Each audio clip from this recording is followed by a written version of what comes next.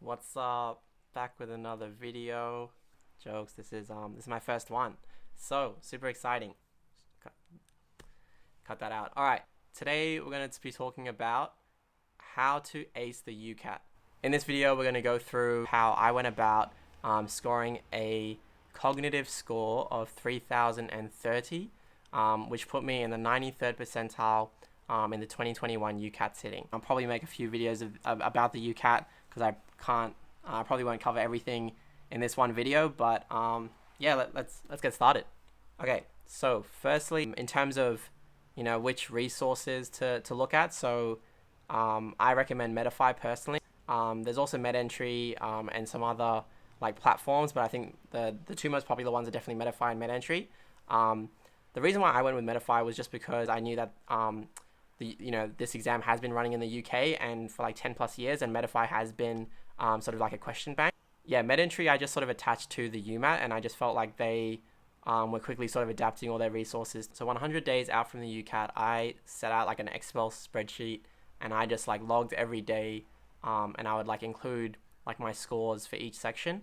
And so after doing it like so many times, you kind of were able to pull out like what your like average was, and you would sort of quickly find out after doing that across all the different sections, like what your weak section is, what your strong section is. And like this is another point that a lot of people talk about, like whether you should just practice or target like your weaker sections or your stronger sections.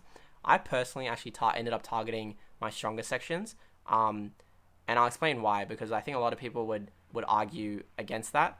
So I just found that after doing so many verbal reasoning like passages, like my scores were just stagnant. I think like out of 44, I would be getting like in the 20s essentially. And I knew like a 90th percentile score was like in the 30s, even just like low 30s, but I just couldn't sort of get over that. Like I would sort of get like high 20s, would be like, oh, like I'm pretty happy with that score. And I'm pretty sure in the exam I would have gotten like low 20s.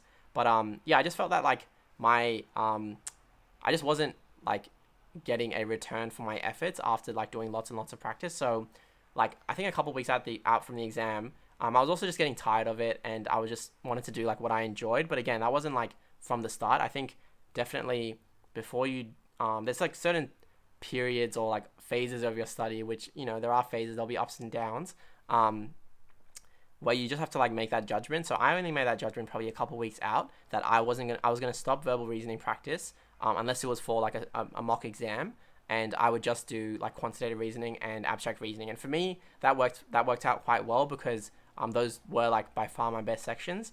And you could argue like, oh, was that because I did more practice? But I personally just felt like the yield or the return that I was getting from like practicing so many patterns was far greater than practicing reading a bunch of passages. So yeah, that's kind of why I targeted that. I also just think that it was sort of like a volume game. So really just I think I went through like literally every single drill for quantitative reasoning and abstract reasoning, and I had like a bunch of verbal reasoning passages left on my Medify account, and like a fair. I think I actually no, I think I finished like decision making first, because I think there were just like fewer questions in that bank in Medify. But yeah, cool. So other tips on Medify.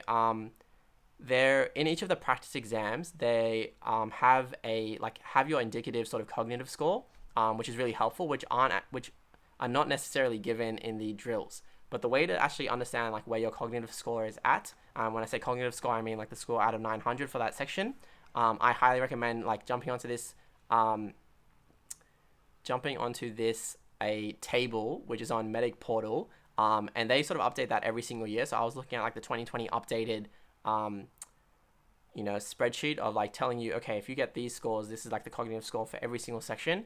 And it gets really fancy like when it comes to decision making, which can be a bit of a pain, but I think it's like worth it. I actually did like start to calculate. So within decision making, you'll notice that there's like two different types of questions, and then based off that, like you'll have to score it differently. But the table kind of explains that really well as to how you can do that. Or the systems that I tried to use. Yes, that's an Atomic Habits reference. I know if you're the 1% of the world that hasn't read it, do read it, because it was quite a game changer. And it's kind of like the Gen Z, or like younger version of like 7 Habits of Highly Effective People.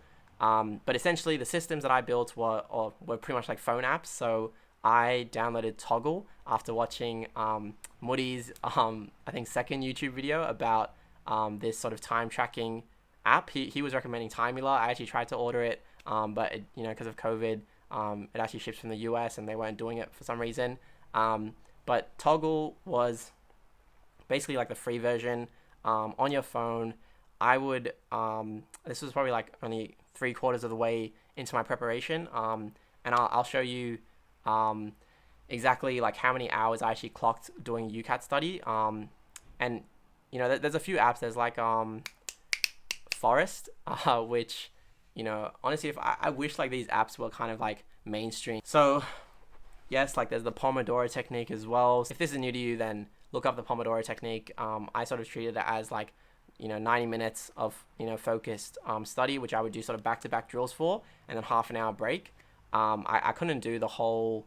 I think people do like there's a few versions of it. You sometimes do like for every 30 minutes you take like a 5-minute break, and then after like 3 cycles you take a 20-minute break. I couldn't really get back into it after just taking 25 minutes, and a 5-minute break was just too short for me. So I would just do 90 minutes of and back-to-back like drills to make it sort of a mini exam essentially. In terms of Toggl, these are how many hours I actually clocked.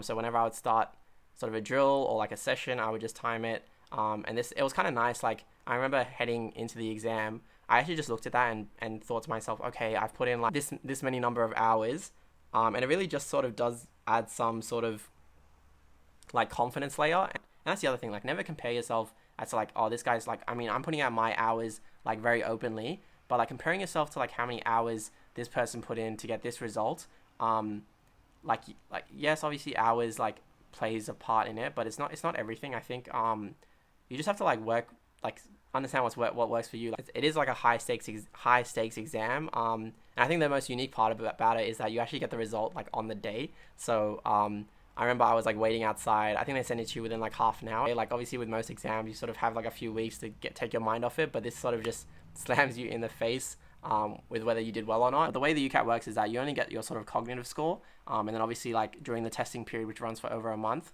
everyone else, they get everyone else's cognitive scores, and then it's actually your percentile that matters in the end, which only comes out sort of a couple months later, for some reason around like mid-September, even though people finish the exam in mid-August.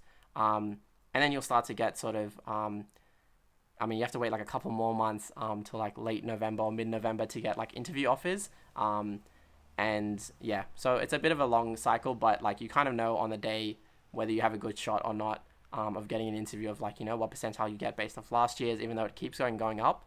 So I would sort of keep that in mind as well. The other app I really recommend is Lumosity. It's pretty much like brain training app. Again, I've never really ever done these before, but it kind of does help. It has like you can sort of select what type of like puzzles you want to sort of go through, and the free version gives you like 3 exercises, which takes like less than 5 minutes every day. So I think just like putting that into your study routine is something that I highly recommend as well. So there's Toggl, there's Lumosity, and I think Medify. Those are kind of like the tools and the systems or resources that I would recommend. Thank you for watching this, and if you like this content, what do they say?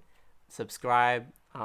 Feel free to like message me on Instagram or Twitter at halalboysydney. Yes, that is the new handle. Yes, it is inspired by Halal Girl New York, who is a really cool influencer, micro influencer, you could say. I'm hoping this name kind of like helps me like meet them one day. That would be pretty cool. So yeah, actually, psych, my Instagram is not halalboysydney. I'm not that bold to sort of change it yet, but Twitter. Hit me up on Twitter. I want to use Twitter a lot more to, I guess, I think that's what they do. Like when they start YouTube, they post about it on Twitter. Anyway, I gotta go. See you in the next video.